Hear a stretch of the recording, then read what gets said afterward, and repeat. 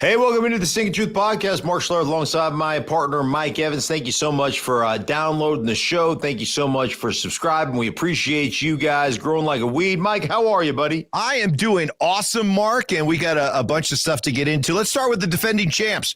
They're the defending champs, and I'm sure a Philadelphia Eagle fan loves it when I say that. Yeah. But can I just interrupt you for 1 second? Sure you could. Sure. I believe it or not, we pissed off. And when I say I mean me. Pissed off some Cincinnati Bengals fans, and they told me to get some guy named Joe on.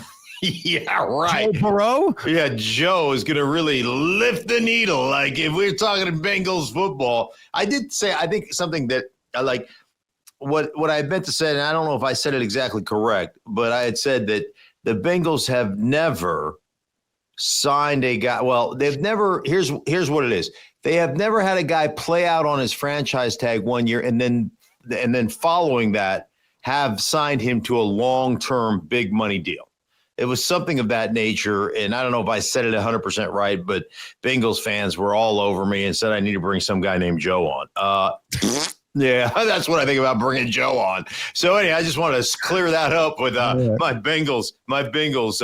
Nobody cares, guys. Nobody cares. You know what? The word on the street is you guys are cheap. It's been that way for 100 years. It's not going to change now. Listen, Bengal fans, I'd love to help you, but one thing you got to understand about Mark, he never admits he's wrong.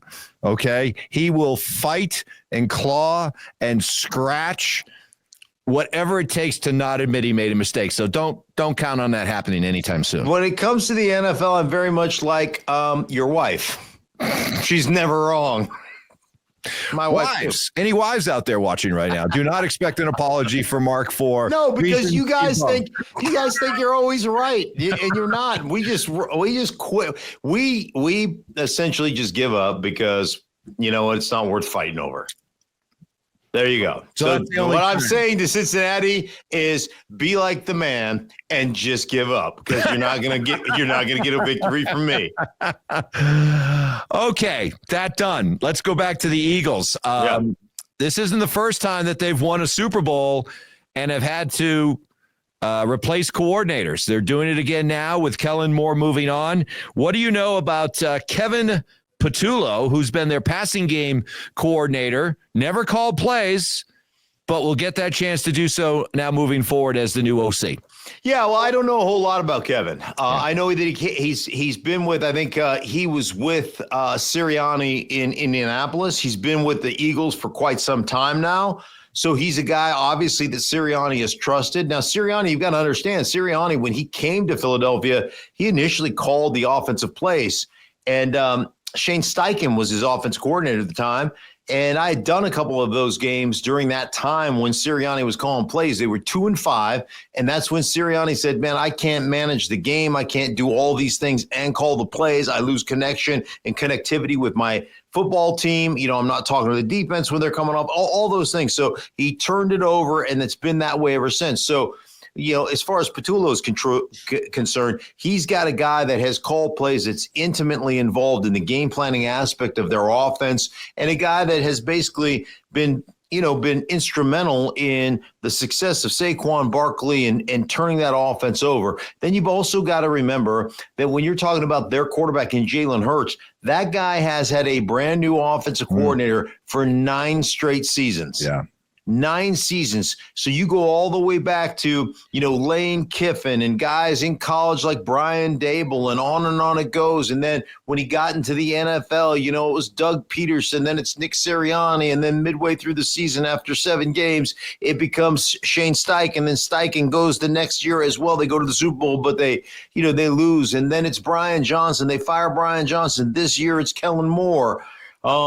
That guy is as resilient as anybody that's ever played. I'm talking about the quarterback that's ever played in this league. And I will tell you this about the Eagles. So I'm not concerned about the coordinator because Jalen Hurts has dealt with that every year of his career going back to college. So I'm not concerned about that.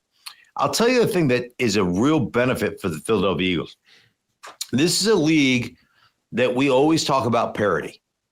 We always talk about how the league has created parity. And one of the things that usually happens when you win Super Bowl championships is what? hey, man, guys have an opportunity to go be starters somewhere else. There's a couple guys on our roster that we can no longer afford to pay, right? Their contracts are up or whatever. Every major contract that the Philadelphia Eagles have signed over the last 2 or 3 years, every one of those guys is under contract. Lane Johnson, Mailata on the offensive line, all under contract. Landon Dickerson, I believe, is under contract. You look at Jalen Carter, under contract. You look at all the young players on that defense, under contract. Like every dude. Now, Zach Bond is not under contract right now. He's a free agent. But for the most part, every guy is under contract. And, oh, by the way, guess what? The salary cap just went up almost somewhere between $22 and $25 million. So you've got the Philadelphia Eagles sitting right now with every guy that's a major contributor still under contract, under his current contract. And, oh, by the way, they're $20 million under the cap. So they don't even have to renegotiate a contract on their roster if they don't want to. And they've got room to go get somebody if they so desire. So the Philadelphia Eagles, I mean, barring injury, they ain't going anywhere. That's a damn good team that has cap space and everybody signed, Mike. Like, this team has the makings of a team that's going to be competitive for several years. I was going to say, the D word is in play here with Philly. A new dynasty? They have the makings of being that. Now, you know, can you remain unselfish? Can you play for one another? Can you create, you know, opportunities? Do you guys stay healthy? Like all those things. Because I was saying the first 10 weeks of the season, the best team in football, or the first 8 weeks anyhow, is the Detroit Lions. And then what happened? Injuries. Man, injury after injury after injury after injury. You know, the San Francisco 49ers, before the season started, one of the most talented rosters in football. Running back gets hurt. Defensive players get hurt. Offensive players get hurt. Everybody's hurt, right? So those things are really hard to overcome. But certainly the Philadelphia Eagles look like they're set up right now to make a couple of year, you know, a good 2, 3, 4 year run. Well, let's talk about Detroit and the injuries they had. Aiden Hutchinson came out and said, hey, I would love to have Myles Garrett here in Detroit. And you talk about some of the teams that are being leading the odds, you know, for where Myles Garrett could end up. We've seen Detroit. We've seen Buffalo. Stink, when you talk about where Myles Garrett is going to end up, I mean, how much are we talking about a guy who could really shift the balance of power in whatever conference he ends up going to? Yeah, well, we just saw the Philadelphia Eagles win a Super Bowl on the strength of what? Lines of scrimmage, and especially the defensive line of scrimmage. When you can rush 4 and get to the opponent's quarterback, 6 sacks in the Super Bowl, play zone behind it, 30 of 30, I think it was 39 snaps, 38 zone coverage, 1 man-to-man coverage. Yeah. I believe that's what the number was. It was something of that nature, but I mean, it's ridiculous, right? I think they brought 1 blitz. It just is, it's remarkable. Or I think it was 38 dropbacks, 37 zone coverages, 1 blitz, I think, man-to-man. So, I mean, it just was remarkable what they were able to accomplish. And then all of a sudden you say, hey, Myles Garrett. What if Myles Garrett? Now, Cleveland, like, we have to be fair. Their GM came out and said, hey, man, you know, from Cleveland to Canton, like, we're not planning on trading this guy. This guy's not going anywhere. And he said it's going to take, you know, somebody's going to have to offer at least 2 first-rounders for Myles Garrett. Guess what? I am sure if that's the going price, somebody will pay it. Yeah. Because Myles Garrett is that big a freak show. But Aiden Hutchinson was talking on a podcast about, you know, teaming up with Myles Garrett. And you think about, like, that dynamic duo, that combination, because you break the huddle and you got those 2 guys. First thing you got to do is say, how are we going to contend with Myles Garrett, number 95? Like, so you got to slide protection. You got to do whatever you do to get over there. That leaves you one-on-one over here. So then it's like, okay, if we're going to slide protection, right, and maybe keep a back over there as well, now we got to keep a tight end on this side, and we've got to make sure we help our tackle on that side against Aiden Hutchinson. Now all of a sudden you're talking about, you know, only getting 3 guys out in the route, maybe a 4th late, but you got to keep at least 1 guy in. You're not getting 5. You're not going scat protection and getting 5 guys out in the route combination. So Like, it really becomes an issue. And as an offensive lineman, when you got a guy like Myles Garrett, the first thing you do is say, hey, man, break the huddle. How are we going to contend with that guy? That's the biggest part of our game plan. And then you've got Aiden Hutchinson, who is a football playing Jesse on the other side. He's not as talented as Myles Garrett is, and he's one of the best defensive linemen in football if he comes back from that broken leg healthy. So that would be a problem. But think about it in Buffalo. Yeah, same thing. With Ed Oliver, just anywhere that guy goes, in Washington, with the two beasts inside, and Daron Payne and Jonathan Allen, and that's a team that went to the NFC Championship game last year. So the balance of power definitely could shift with one dude getting signed, and that dude being Myles Garrett. Yeah, send him to Cincinnati, and Joe will be happy. Yeah, whoever Joe is.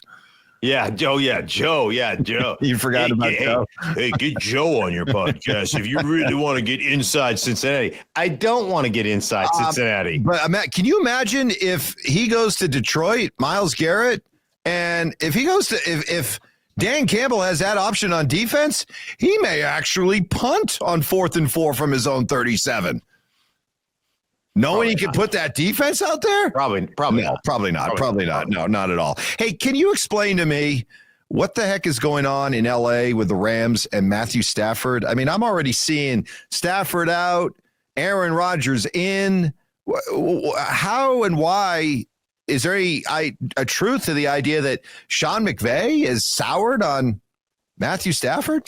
I don't know. Is it the wife's fault? Is it Kelly Stafford's fault? What's going on here?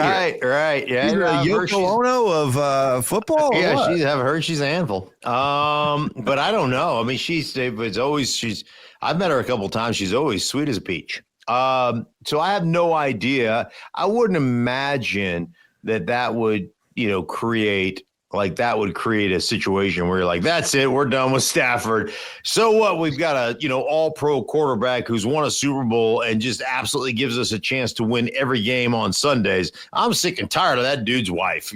Come on.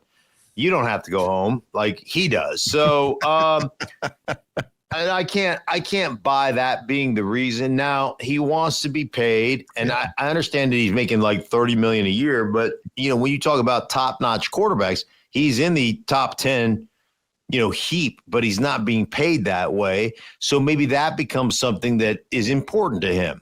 And they don't want to do that with a guy who's in year, 16 or whatever it is. So, if that becomes the issue, who knows? I have no idea. But let me just say this, that Matthew Stafford, if you think you're a quarterback away from winning a championship, Matthew Stafford is that quarterback that you're looking for. And if it means giving a first-round pick to the Rams, I would do it in a heartbeat. And the one place that makes more sense to me than any other place that is a quarterback away from winning a championship, Mike, is the Minnesota Vikings. They've got an outstanding offensive line. They've got 3 receivers in Jefferson, Addison, and Hawkinson, their tight end, that are as good as it gets. Aaron Jones was awesome last year running the football. You put Matthew Stafford in that offense, and then you have that blitzing, Brian Flores defense. You're telling me that team that went, that was competing for the NFC North title all the way up to week 17. You're telling me that team 14-3. Yeah, that team couldn't win a championship under the guidance of Matthew Stafford. And by the way, Kevin O'Connell was Sean McVay's right-hand man. Kevin O'Connell, that offense is, directly derived from Sean McVay. That Kevin O'Connell is very familiar, and coached. I believe, I'm sure he was in. He was, of course he was.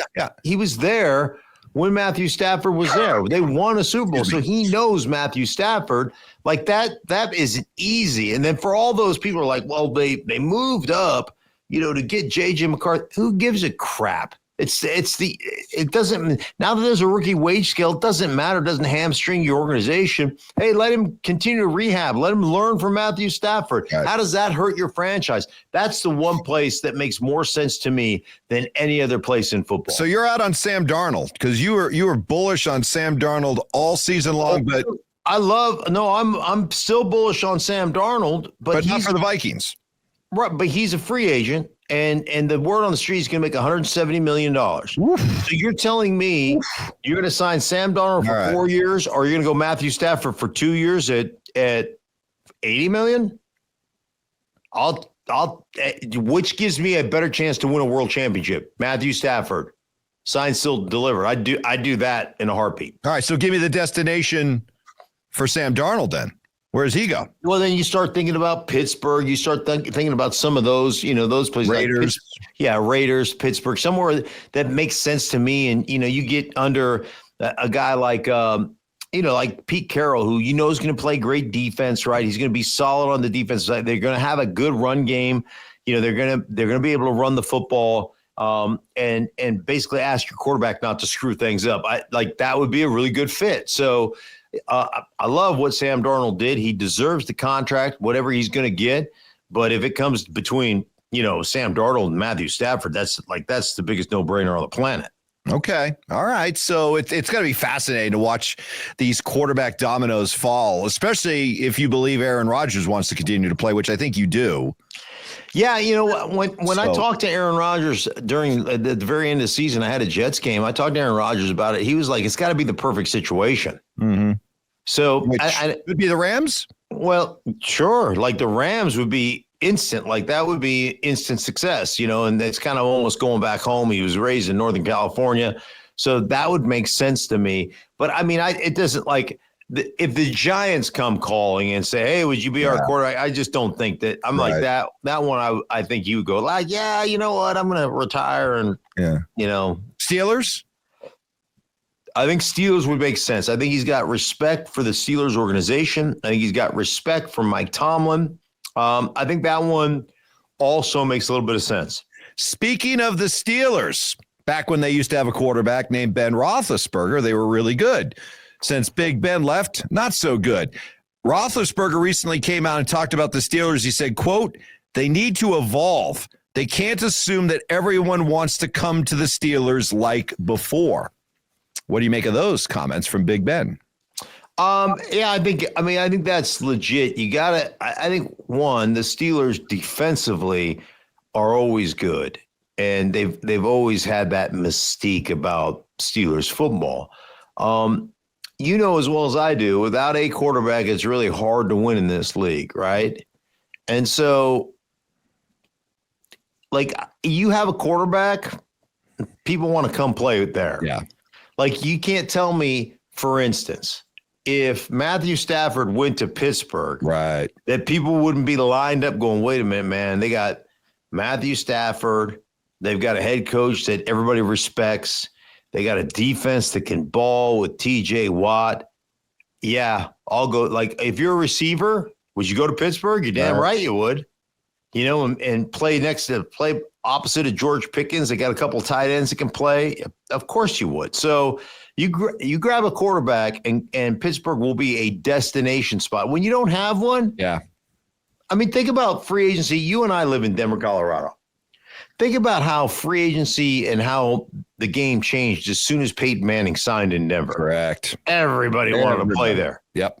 How about the last 9 years in purgatory that we've lived with Joe Flacco and Case Keenum, and you give me the list of guys that have been long and undistinguished. Right. And then ain't nobody wanted to come here and play. Oh yeah, I can't wait to play that. I remember Bridgewater. I want to play with Teddy Bridgewater and Drew Lock. I remember we thought we were going to sign BJ Reader, defensive tackle, right? And he was like, nah, no, I'd rather go to, he left Houston. He goes, I'd rather go to Cincinnati. And you're like, what? Because they had Joe Burrow. They had Joe. So, of course you'd rather go there. Pittsburgh. I don't think there's anything wrong with the Steeler way that can't be reborn with a good quarterback. So Yes. I don't think that's a problem at all. Finally, Mark, last topic here. I'm a little bit not necessarily concerned for you. I'm just kind of concerned for Joe football fan out there. Again, Joe. But Netflix is making rumblings that they would like to buy either CBS's or Fox's NFL Sunday slate. So those 5 or 6 games that you typically see on CBS in the 1 o'clock Eastern and then 4 o'clock Eastern window, same thing on Fox, could end up with Netflix, which, is streaming and you got to pay for. I just wonder, are we going down a real slippery slope here? We're starting to get taste of it, right? You want to see this game, it's on Amazon. You want to see this game, it's on Netflix. You want to see this game, it's on Peacock or something like that. Are we heading down a slippery slope here where you want to watch the NFL? It might all be paid for. You might have to pay to watch the NFL a lot more than you pay now. Yeah, I mean, we're going down that way. Like it's already become a thing, right? Where everybody is streaming. Hey, we're going to cut cable, and now you're paying the same amount for all the damn streaming services everybody has. Mm-hmm. Like, I just picked up another streaming service in New York. I'm like, how many streaming services does a guy need? Like, Right. Anyhow, yeah, I could see that. I mean, I could see that happening years from now. Years, dude. I think we're 4 to 5 years away from having the Super Bowl pay-per-view. Yeah, we may be. It may be that way, Mike. But you know what? That's the world we live in right now. Like, wasn't the Christmas Day game? What was that? Was that streaming on Netflix? That was, yeah. And didn't they have like 20 some odd million people pay to stream that game? Okay, that's 20-something million people. That's an impressive number. We just had a Super Bowl that was on free TV that got 126 million. But 20-something million is a really good game on Sunday for any network. So it didn't. What my point is, if it would have dropped to 2 million, Right. that'd be a different story. But it still was 20-some odd million. Now, it was Christmas Day, so everybody's home and da-da-da-da, But Sunday, and you're used to watching football, and oh, by the way, all the network games are on one platform. So you can say, oh, I subscribe to Netflix. Let me go. Do I want to watch Broncos Raiders, or do I want to watch Packers Vikings, or do I want to watch Detroit Chicago, or do I want to watch, or do I want to watch Stink call Carolina Tampa? And hey, right. I just want you to know, okay, man, I'm still loyal to you right here. Don't worry. I'll still pay to watch Mark Schlereth call Carolina and the New Orleans Saints. Yes. Don't you worry. Yes. Carolina, Atlanta, I am the official broadcaster of the NFC South. Correct. Of the NFC and South. I will stay loyal to you. And Bengal fan, just remember, if I'm bringing on anybody named Joe to talk about Cincinnati, it's going to be Joe Burrow, not some dude Joe that really knows the Bengals. Give me pound sand, Cincinnati. Seriously, who the fuck do you guys think you are? Oh no, this is not going to help. What are you doing? We're not going to get any. Dude, win something. Oh my goodness, win something. No, that's not a conciliatory remark right there, Mark. So no, I think it was totally fair. Fair. It was totally fair. I'm sure Bengal fan will take it exactly the right way. Bengal fan, I'm your wife, and I'm never wrong. For Mike, I am Mark. Man, have a great day. We appreciate you guys. We'll talk to you next week.